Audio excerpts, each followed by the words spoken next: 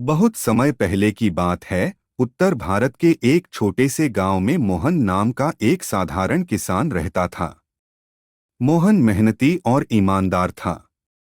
उसकी जमीन ज्यादा उपजाऊ नहीं थी, फिर भी वह दिन रात मेहनत कर अपने परिवार का पेट पालता था। उसके पास बस एक बैल और एक हल था, लेकिन वह अपनी किस्मत से कभी शिकायत नहीं करता था। घना जंगल था, जिसे लोग अश्वकानन के नाम से जानते थे। उस जंगल के बारे में कई कहानियां प्रचलित थीं। लोगों का मानना था कि जंगल के भीतर एक प्राचीन किला छिपा हुआ है, जहां कभी एक महान रानी राज करती थीं।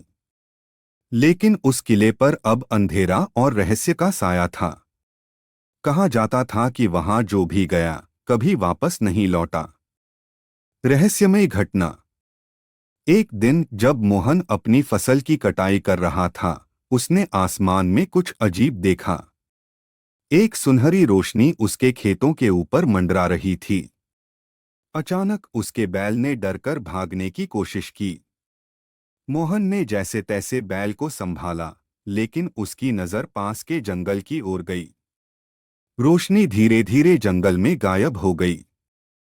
गांव लौटने पर उसने यह घटना अपने दोस्तों को बताई, लेकिन सभी ने उसे मजाक में उड़ा दिया। बूढ़े पंडित जी ने कहा, हो सकता है रानी की आत्मा तुम्हें बुला रही हो। जंगल में जाने की हिम्मत मत करना। मोहन ने पंडित जी की बातों को नजरअंदाज कर दिया, लेकिन उसका मन जंगल के रहस्य को जानने को बेचैन हो गया। आखिरकार उसने तय किया कि वह सच का पता लगाएगा। जंगल का सफर। अगली सुबह सूरज उगने से पहले ही मोहन जंगल की ओर चल पड़ा।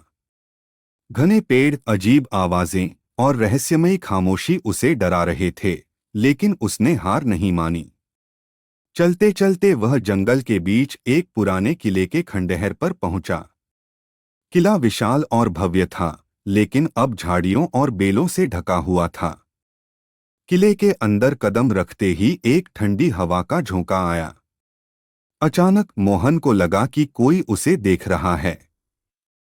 उसने चारों ओर नजर दौड़ाई, लेकिन वहां कोई नहीं था। तभी एक धीमी लेकिन गंभीर आवाज गूंजी, कौन हो तुम और यहाँ क्यों आए हो?